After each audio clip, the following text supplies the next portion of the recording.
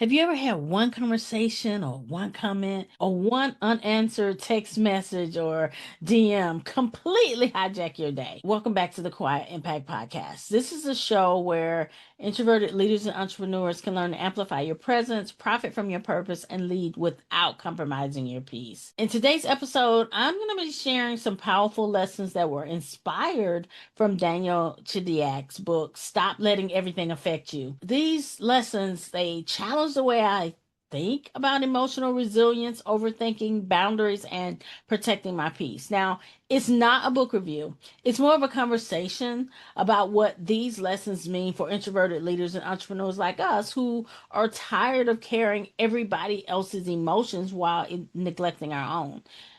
If you're an introvert who constantly overthinks, absorbs other people's emotions, or struggle with setting boundaries, this episode is going to speak directly to you. So grab your favorite drink, settle in, and let's talk about what it really means to stop letting everything affect you. Remember to subscribe for more conversations about introvert leadership, confidence, emotional resilience, business growth, and creating success without burnout. Let's jump in, shall we? We shall. Welcome to the Quiet Impact Podcast, where we nurture the journey of introverts who desire to achieve greater levels of influence, income, and impact. The go-to podcast for introvert achievers just like you, seeking purpose-driven growth. I am your host, Stephanie Oden. If you have ever wondered, why do I overthink everything? How do I stop letting other people's opinions affect me? How, as an introvert, can I protect my energy? And why do boundaries sometimes feel so hard? The conversation we're going to have today is for you. We're not shy, we're not timid, we're not needing to be fixed. We're an introvert, and that is our superpower. Today is a little bit different. I'm not teaching from one of my frameworks. I'm sharing lessons from a book that made me think differently. I've been listening to Daniel Chidiac's book, Stop Letting Everything Affect You. And every once in a while, you come across a book that doesn't just give you information, it gives you language to something you've been feeling for years. As someone who coaches introvert women, women who are thoughtful, who are empathetic, who are deep processors, women who carry far more emotionally than anybody realizes, this book felt very, very relevant. So today I'm simply wanting to share some ideas that stayed with me, not as a book review, but more of as a thought starter, as a conversation. Because if you're anything like the women I serve, these truths may give you permission to exhale and breathe again. So here's lesson number one. You're not broken. You're wired differently. One of the first things that Daniel talks about is sensitivity, not weakness, but sensitivity. He talks about the work around highly sensitive people, and what struck me wasn't simply the science, it was the compassion, because so many introverts have spent decades trying to fix something that was never broken, something in us that was never broken. You notice details, you read the room, you absorb emotion, you care deeply. These are not flaws, they're gifts. But gifts without boundaries can become burdens. And that's why I think many introvert leaders get stuck is that we carry everyone else's emotions. We carry everyone else's expectations. We carry everyone else's disappointment until there's not much room left for themselves. One statement from the book that stayed with me is he said, "The problem with being empathetic is that you even feel sorry for the people who hurt you." That sentence stopped me because I didn't want to feel that way, but I noticed and I thought through situations where I actually did feel that way.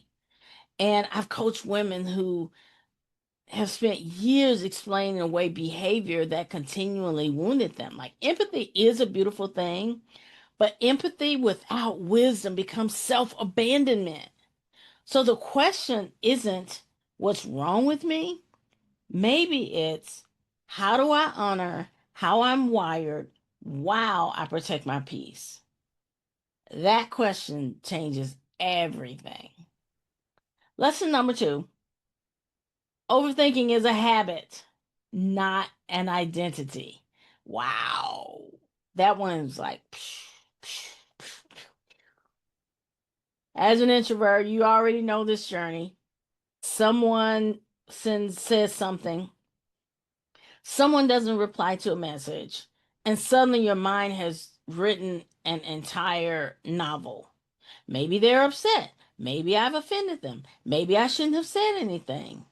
And Daniel describes this as living inside a thought prison. Oh my gosh. I love that. I love that phrase. Because prisons aren't built overnight, they're built one repeated thought at a time.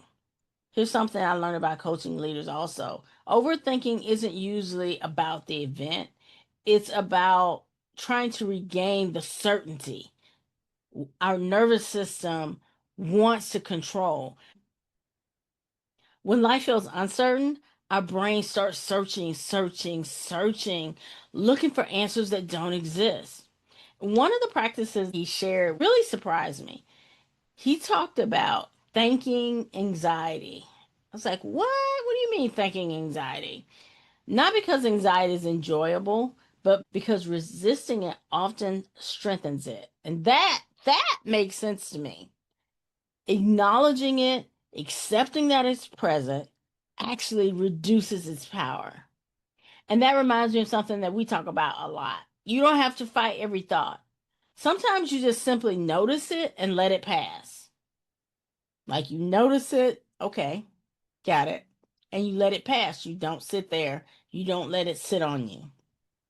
Lesson number three, one that I think if you're with me, you probably had to learn this. And I think this one might have been one of my favorite ones to share with you is boundaries are acts of love, especially for women, especially for helpers, especially for empaths, especially for introverts. And Daniel talks about the guilt that comes when we say no. And here's what I see all the time. We don't just set a boundary, we explain the boundary, then explain our explanation, then apologize for the explanation. Does that sound familiar? He makes an important distinction. He talks about how healthy people usually respect boundaries. Manipulative people challenge them. Let that sit. Healthy people respect boundaries. Manipulative people challenge them. You don't owe everybody a dissertation on why you're protecting your energy. No is a complete sentence. As introverted leaders, our energy is one of our greatest resources. Protecting it is not selfish, it's actually stewardship. Because the healthier we are, the more fully we can serve the people who truly matter, who want to be in that space, who respect our boundaries. Lesson number four, some goodbyes make room for growth. There was a chapter called The Last Time They'll Make Me Feel This Way.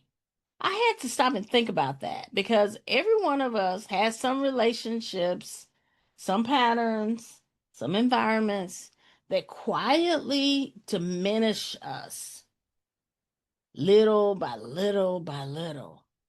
And Daniel doesn't minimize how painful the leaving can be. He actually honors that grief. And I appreciate that because growth often comes with loss. Sometimes we mourn a relationship. Sometimes we mourn who we thought someone could become. Sometimes we mourn the versions of ourselves we're finally leaving behind. As introverts, sometimes though, we tend to stay longer. We hope, we empathize, we give second, third, 15th chances, but eventually, wisdom asks a different question. Not, can I survive staying, but who am I becoming if I do? And who am I becoming if I don't? That's powerful. And lesson number five, the final lesson, definitely one of my favorites. He doesn't promise a painless life. Like we know that. And I like that. I like that he doesn't go into everything's rainbows, skittles, and kumbaya and Pollyanna moments. He points to something deeper, and that's inner peace. And I love that distinction. I love that because happiness doesn't depend on circumstances. Peace doesn't. Peace can exist while life is messy. I always think about peace like a river. And if you think peace like a river's moving, it's not still. You can have peace while you're building a business. You can have peace while you're navigating uncertainty. You can have peace while you're healing. And he talks about forgiveness, not as something you owe the other person, but as a freedom you give yourself. Holding on to resentment often feels like we're protecting ourselves, but sometimes it's that unnecessary weight, our peace blocker. When we're holding on to resentment that we need to let go, and it's not about the other person, but it's costing us our peace. Our emotional energy matters. Where we invest our energy matters. Who receives our energy matters. And protecting our peace may be one of the most productive things we ever do. If you've ever been told, oh, you're too sensitive, you're too emotional, you simply care too much, I hope that this conversation has reminded you of something, that your sensitivity is not weakness, it's your responsibility. When you learn how to steward it instead of apologizing for it, it becomes one of your greatest leadership strengths. If you're looking for a thoughtful read or listen, in my case, I definitely enjoyed Stop Letting Everything Affect You. It sparked reflection. It challenged some old patterns. It reminded me that protecting your peace isn't about caring less, it's about becoming more intentional with where your heart and your energy are invested. And one of the things that I've learned over the years is that insight creates awareness, but community helps create lasting change. And that's one of the reasons why I created the Introvert Achievers Network. It's a space for thoughtful, growth minded women who are learning to lead, to build, succeed without feeling like they got to become something they're not. We encourage each other, we learn together. We practice these kinds of mindset shifts in real life, not perfectly, but consistently. If this conversation felt like something that finally put words to something that you've been carrying, I'd love for you to take a look at the Introvert Achievers Network. You don't have to navigate the growth alone. Sometimes the biggest shift happens simply because you're surrounded by women who understand, who get you. Hey, thanks for hanging out with me today on the Quiet Impact Podcast. If this episode encouraged you, do me a favor. Share it with another thoughtful woman who needs the reminder she is not broken. She's learning how to lead from peace instead of pressure. So until next time, keep amplifying your presence, profiting from your purpose, and keep leading without compromising your peace.